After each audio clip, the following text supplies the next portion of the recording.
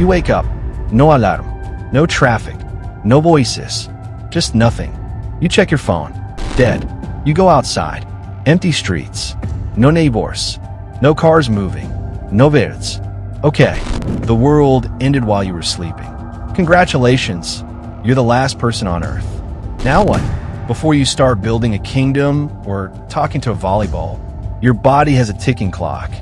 3 days without water, 3 weeks without food, 3 minutes without oxygen, but you've got that one covered. First decision, right now, do you head to the nearest supermarket, or do you go find a house with a garden and water supply first?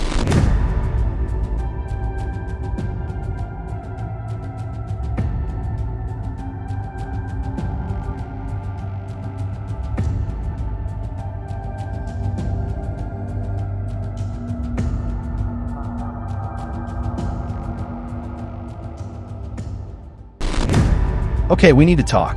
The supermarket was not a bad instinct. Calories are important. Calories keep you alive. But here's what your brain forgot in the excitement. Water pressure runs on electricity. Electricity runs on infrastructure. Infrastructure needs people. There are no people. You have roughly 72 hours before dehydration becomes life-threatening. And right now, you've spent those 72 hours eating Pringles. The food wasn't wrong. The priority was. Rule number 1 of last person on Earth survival. Water before everything. Always. Go back to 040 and choose again.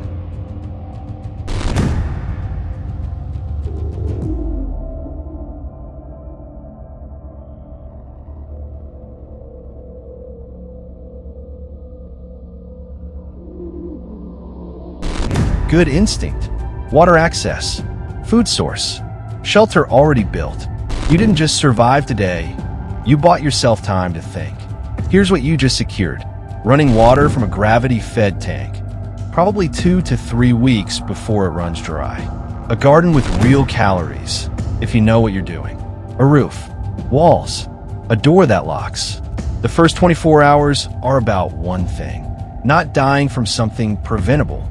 You nailed it. But here's the next question. You secured your base. Now do you explore nearby houses for more supplies immediately? Or stay put, fortify, and make an inventory first?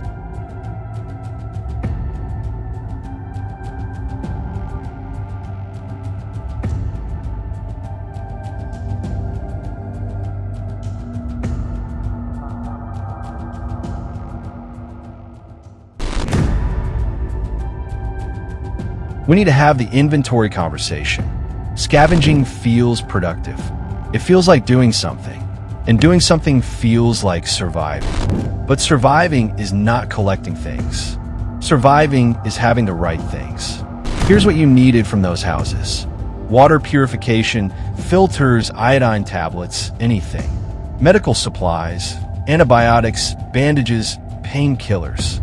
Fire-starting tools, lighters, matches, flint, seeds, preserved food, fuel. You came back with a vase and a blockbuster copy of Shrek. Scavenging without a list is just tourism.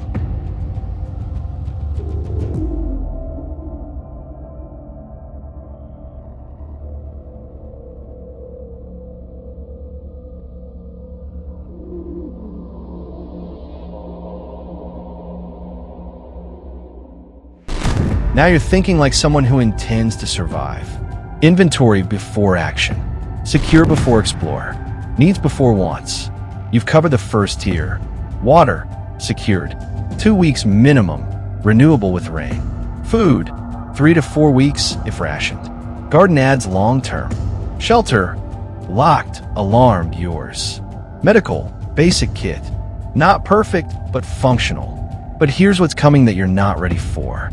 The loneliness. Day 5, you'll talk to yourself and laugh. Day 12, you'll have named 3 objects in the house. Day 30, the silence starts to feel loud. The body can survive a long time. The mind needs its own survival plan.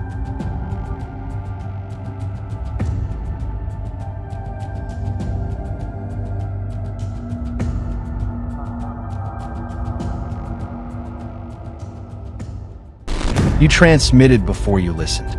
Here's what broadcasting on an open frequency actually does. It tells everyone your location, your voice characteristics, the fact that you're alone, the fact that you have supplies worth coming for. Not everyone who survived is friendly. Not every voice on the radio is safe. The rule is simple. Listen for 3 days minimum before transmitting. Learn the frequencies. Learn the patterns. Learn who's who.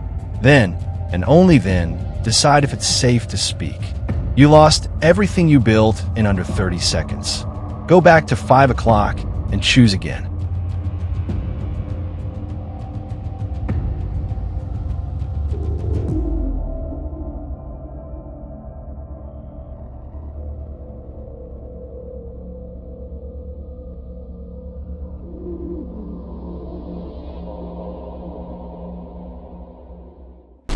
Three days of listening before moving.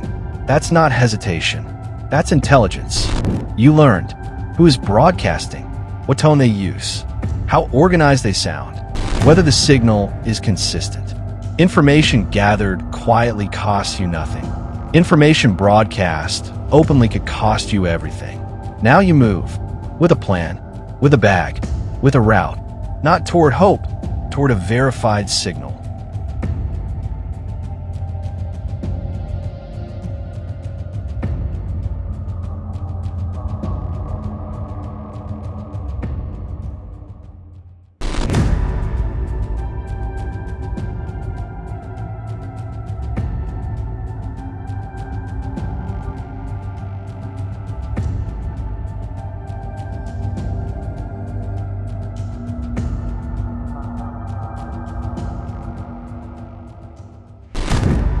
You relax too early. The hardest moment in long-term survival isn't day one. It's the moment you see other people, because your brain floods with relief. And relief turns off the systems that kept you alive. You walked in without knowing how many people were inside, what their rules were, whether they were stable, whether they'd welcome a stranger with a full backpack. Trust is not given, it's built. Slowly, outside, on neutral ground. You lost your supplies, but you kept your life. That's recoverable. Go back and choose again.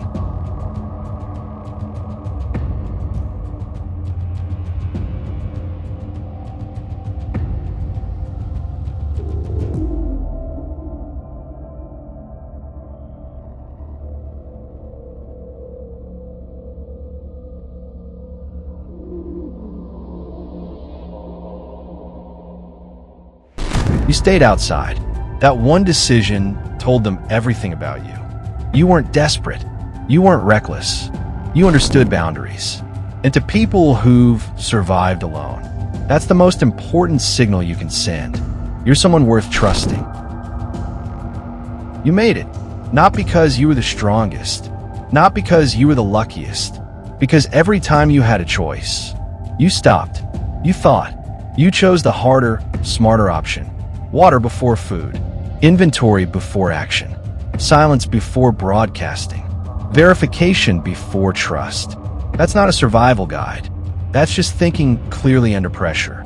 15 текст озвучки, voice 15/16. The rules haven't changed since humans lived in caves.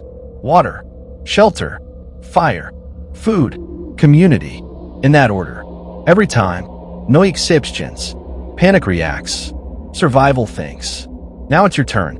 If you woke up tomorrow and everyone was gone, would you freeze? Would you rush? Or would you stop, breathe, and think? Remember, water first, shelter secured, inventory before action, silence before broadcasting, verify before you trust. And if you made it this far, press 1 and start again. Would you survive smarter the second time?